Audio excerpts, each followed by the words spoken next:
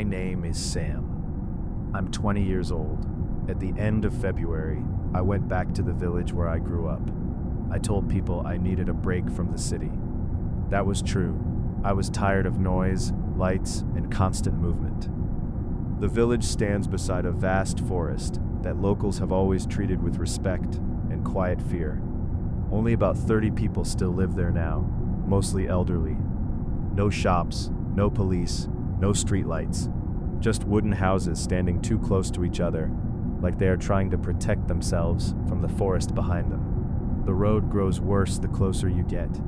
Asphalt turns into gravel, gravel into dirt. By the time I saw the first house, it felt like stepping back in time. I drove slowly through the village road.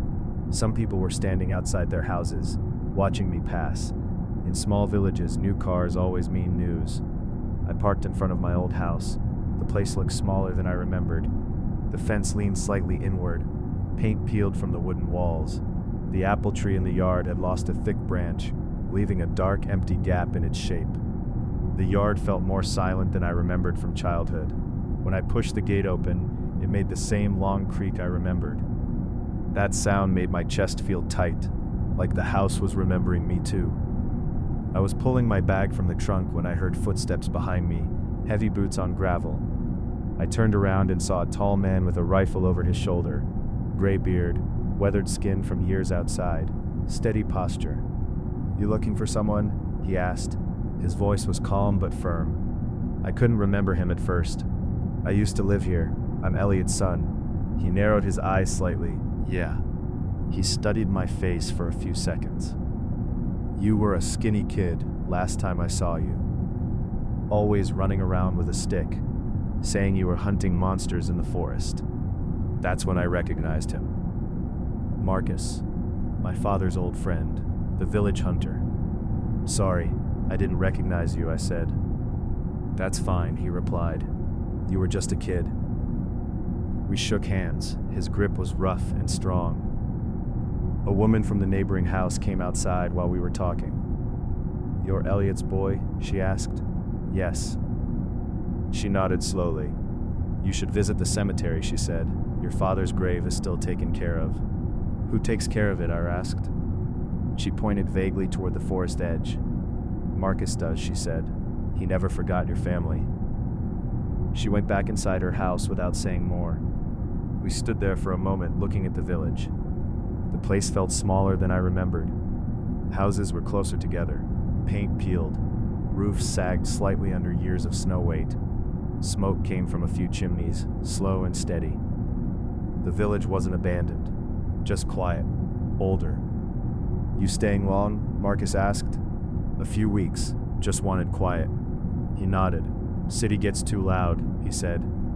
"People forget how to listen." He adjusted the rifle on his shoulder. "You still hunting?" I asked. "Every week," he said. "Someone has to keep meat in the village." He looked toward the forest.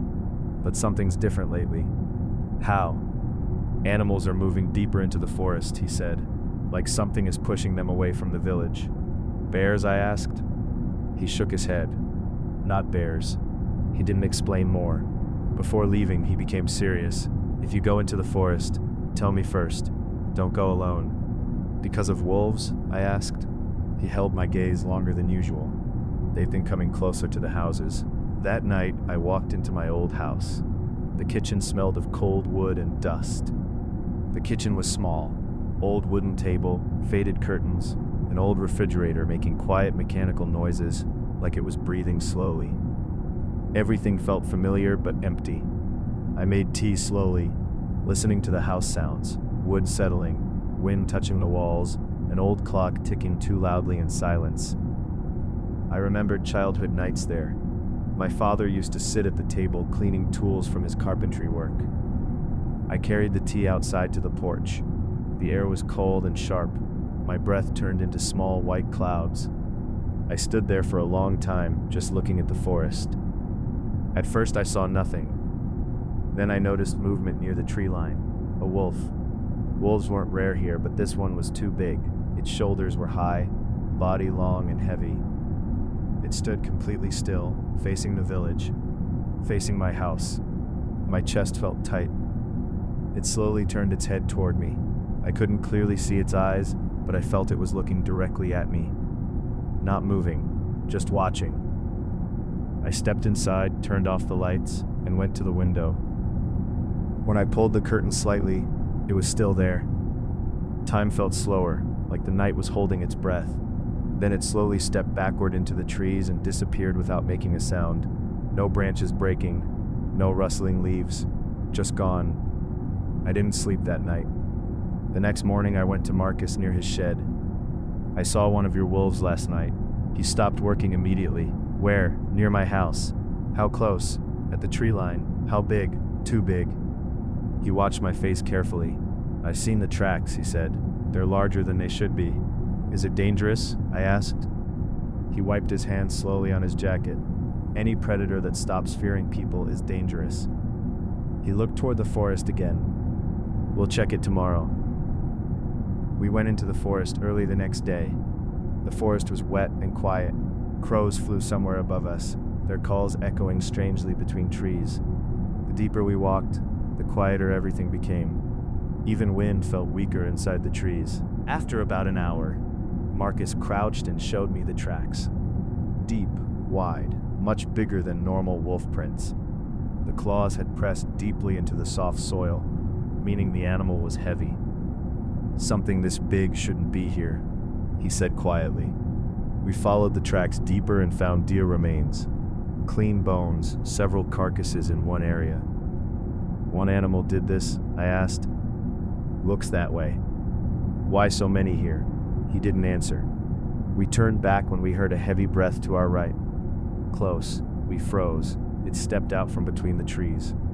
Up close it looked worse. Massive shoulders, thick dark fur, muscles moving under its skin as it breathed. Its head seemed slightly too large for its body, like something that had grown too fast. Marcus slowly raised his rifle. Easy. The wolf didn't run, it stepped forward. He fired, the bullet hit its side. It didn't fall. It barely reacted. It lunged. Something hit me hard and I fell, air leaving my lungs. Another shot rang out. Run. I tried to stand. Don't. Run. His voice wasn't scared, just commanding. I ran. Branches hit my face. Mud made my boots slip. Behind me I heard one more shot, then a short scream that stopped suddenly, then silence. I didn't stop running until I reached the village. The next morning people were already asking about him. Have you seen him? I couldn't look at them. He didn't come back. Some said wolves don't attack experienced hunters. Some said the forest was just getting more dangerous every year. Maybe they were right. I left the village that same day. Back in the city, the noise felt normal again. But sometimes late at night, when everything goes quiet, I remember the way it stood at the tree line. Not afraid, not hunting, just watching. And I still feel like it wasn't looking at the village. After I returned to the city, life quickly became loud again. Cars, crowds, bright lights at night. At first I thought that was good, comforting, normal. But sometimes, when I was alone in my apartment, I would remember the forest. Not just the wolf, the feeling of being watched. Marcus once told me something when I was younger, something I didn't really understand back then. The forest doesn't belong to us, he had said. People just live beside it and pretend they are safe. I thought about that often after I came back to the city. 2 weeks after I returned, a package arrived in the mail. There was no sender name. Inside was a small wooden carving of a wolf. It was rough, clearly handmade, like someone had carved it with a hunting knife instead of proper tools. I turned it over in my hands. The wood was dark and old, like it had been carried in someone's pocket for a long time. On the bottom of the carving were 3 small marks, not letters, just scratches. I immediately knew who made it. Marcus used to make small carvings during long hunting trips. He would leave them near forest trails, near old hunting paths, almost like he was leaving signs for something. Inside the package was a small note. Don't forget the village. The forest remembers people who leave and never return. There was no signature, just that sentence. I tried calling the village the next week. No one answered. Not Marcus, not the neighbors, just long ringing tones and silence. I told myself it was probably bad reception. Villages often have bad signals. People there don't always answer phones right away. but something inside me felt uneasy. I started having dreams after that. In the dreams, I was standing in the village road again. It was always night. The houses were dark, no lights inside, no smoke from chimneys, only wind moving through empty streets. In the dream, I would hear footsteps behind me, heavy, slow. I would turn around, and the wolf would be standing there, not attacking, just standing at the edge of the forest line, like it was waiting for me to decide whether I belonged in the village or not. I would wake up every time before it moved. After a month, I called one of the villagers I knew growing up. An old woman answered. She sounded surprised to hear my voice. "You left quickly," she said. "Is everything okay there?" I asked. There was a long silence on the phone. Then she said something that made my stomach feel cold. "The forest is closer now," she said quietly. "What do you mean?" "The trees," she said. "They feel closer to the houses." She didn't explain more. She just told me to visit the cemetery sometimes. Then she hung up. I kept the wolf carving on my desk. Sometimes I would pick it up and turn it in my hands. I started thinking about Marcus more, about how he always watched the forest longer than he needed to, about how he never spoke about where he learned to hunt, about how he once told me that some animals don't fear humans because they are animals. They don't fear us because they are something else. I never found out what happened to Marcus. No one from the village contacted me again.